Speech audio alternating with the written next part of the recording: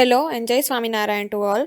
Today, for standard 12th science in physics, we are going to continue our chapter 3, which was current electricity.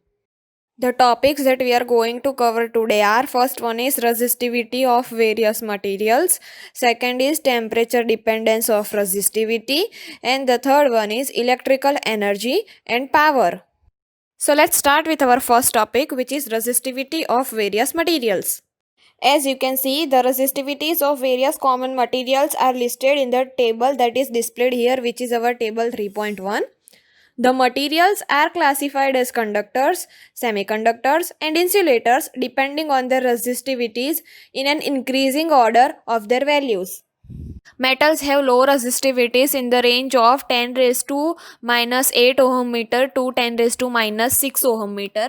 At the other end, an insulator like ceramic, rubber, and plastics have resistivities 10 raised to 18 times greater than that of the metals. Means insulator has more resistivities than that of metals. In between the two are the semiconductors.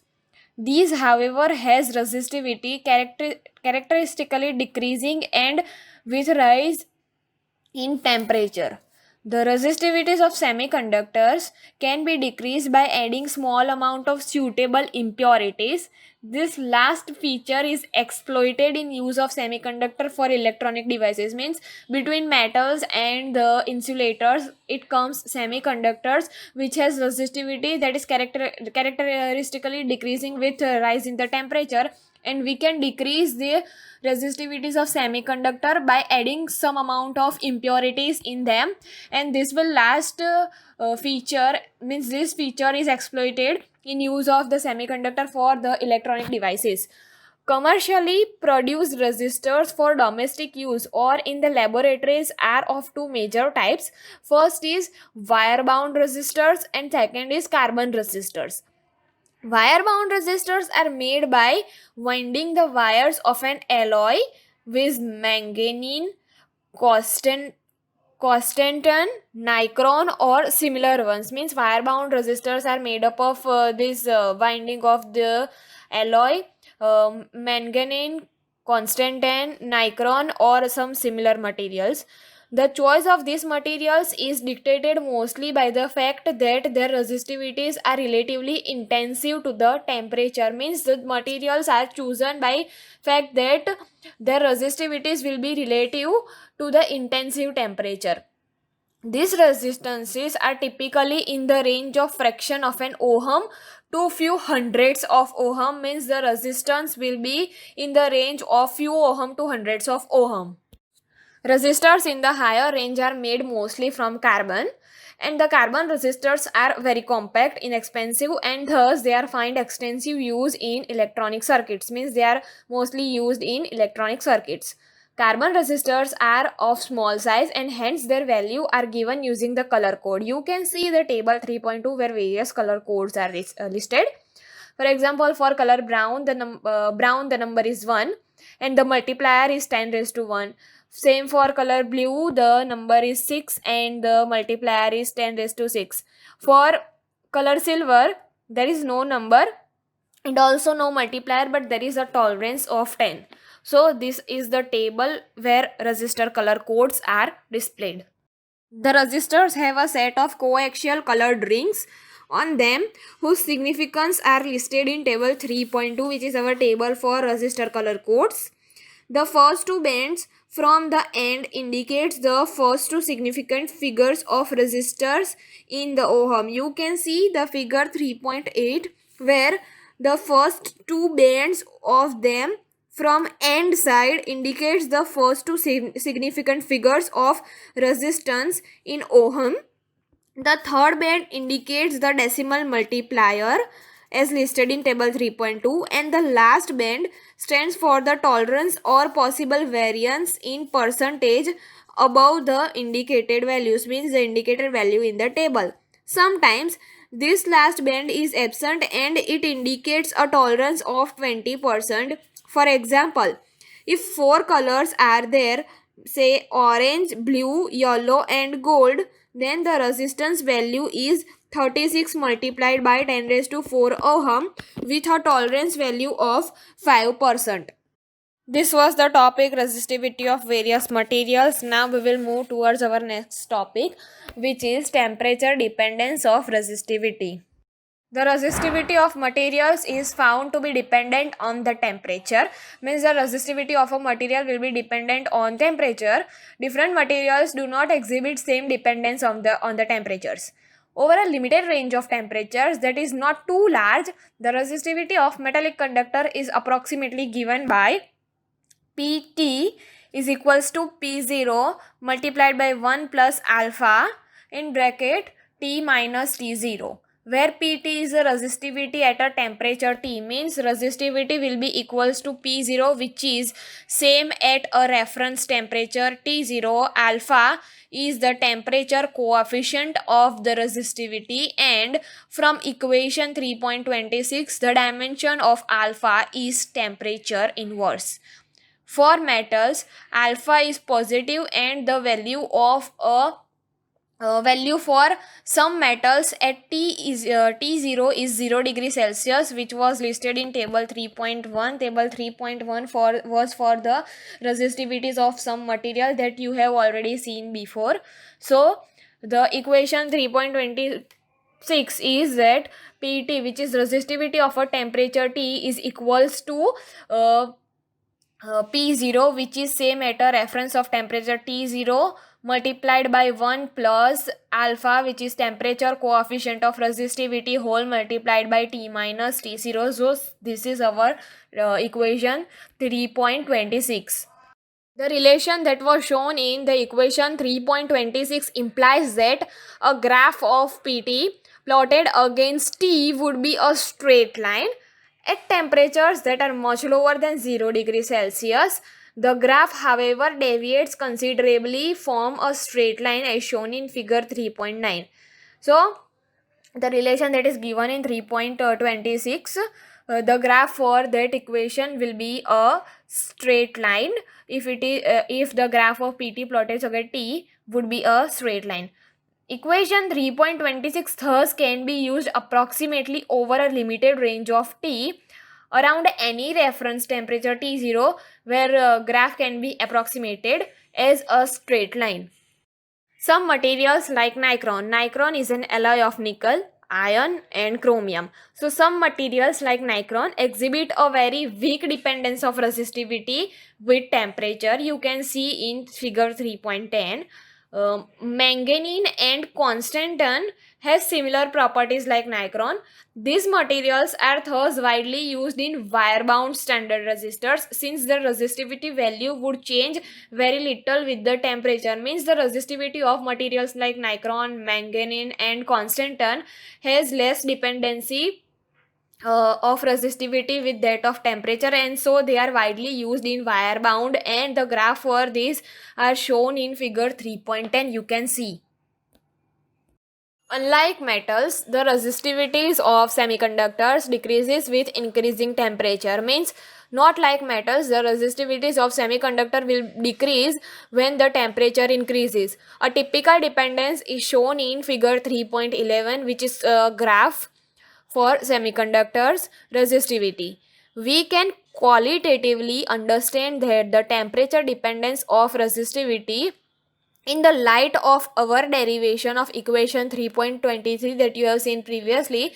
From this equation, resistivity of a material is given by P is equals to 1 by sigma, which is equals to m divided by L multiply E square divided multiplied by T. Means P is equals to 1 by sigma, which will be equal to m divided by N into E square into T, which is our equation 3.7, which we have given based on the derivation of equation 3.23 that we have seen previously.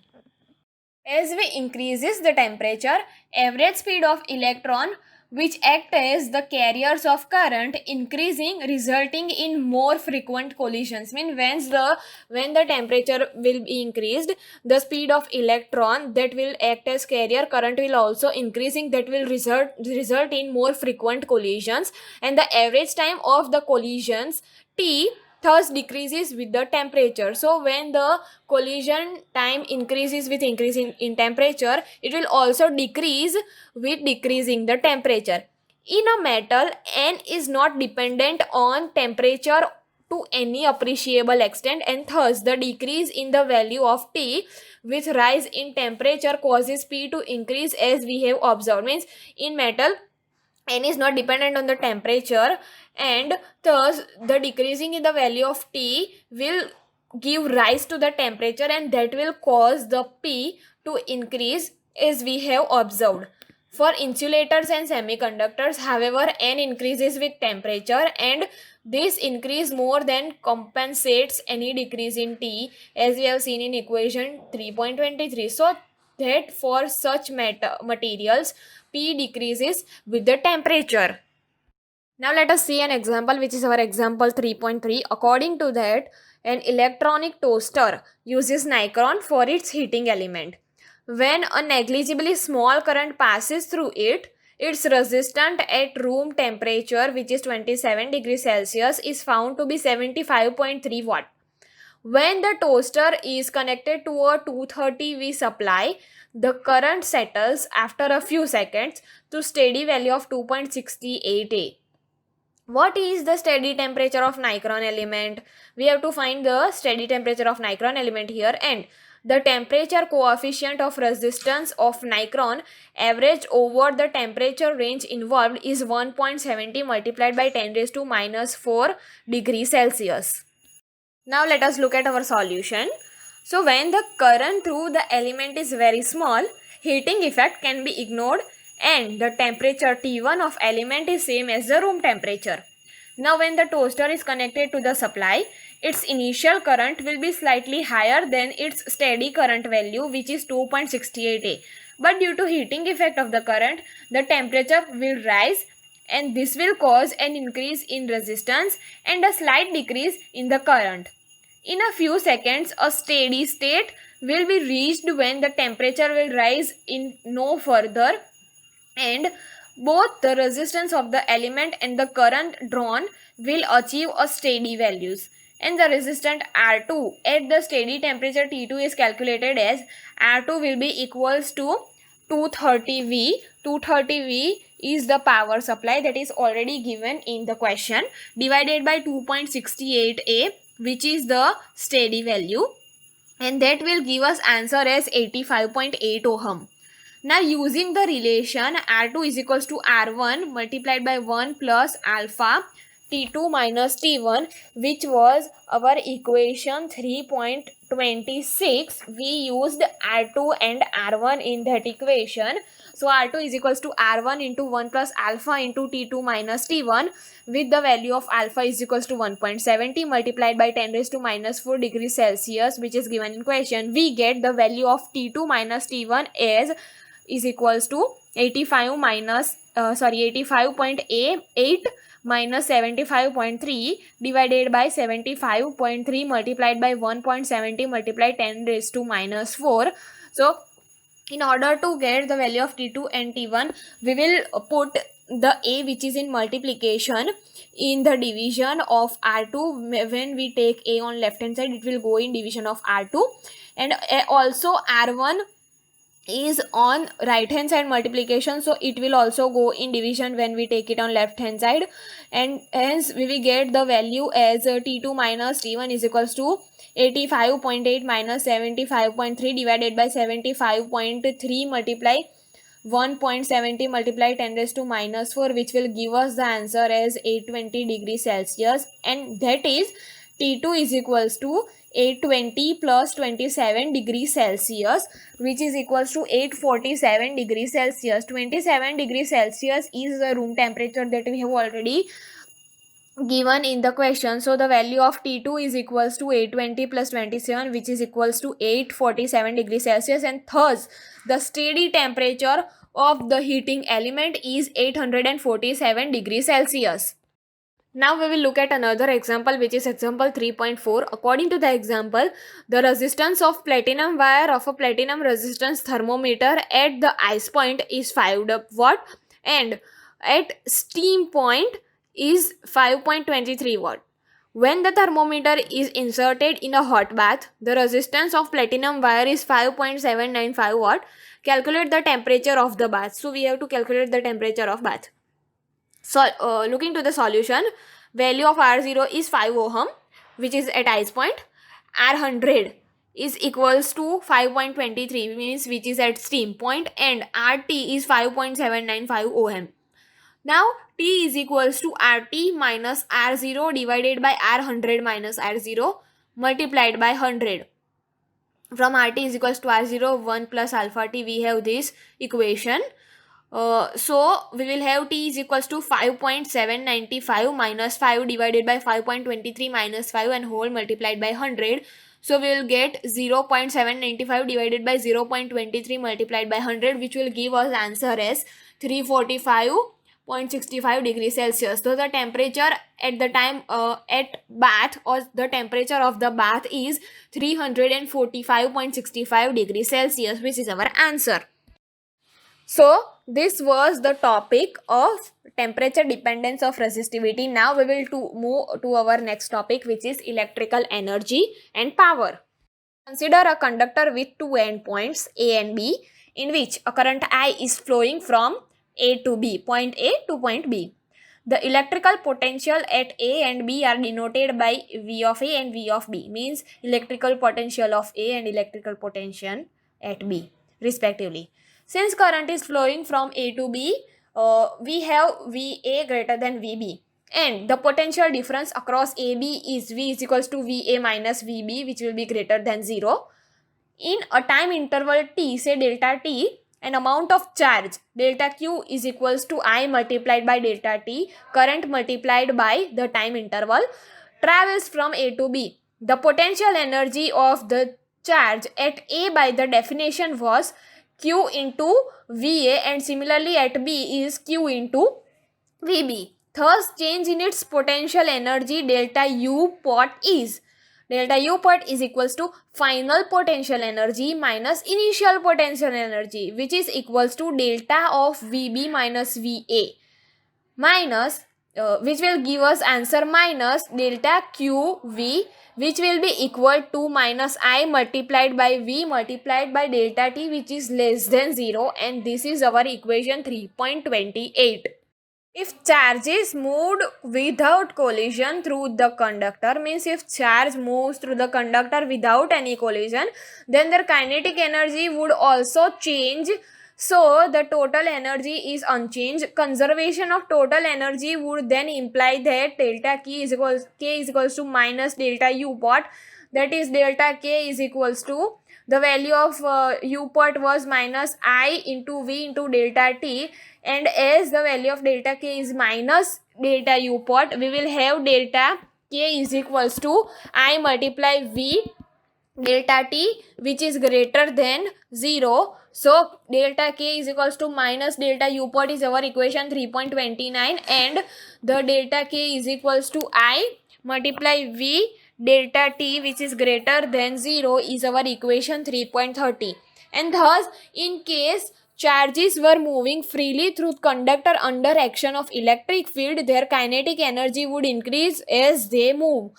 We have, however, seen earlier that on average, charges carriers do not move with acceleration but with a steady drift velocity, and this is because of collision with ions and atoms during the transit.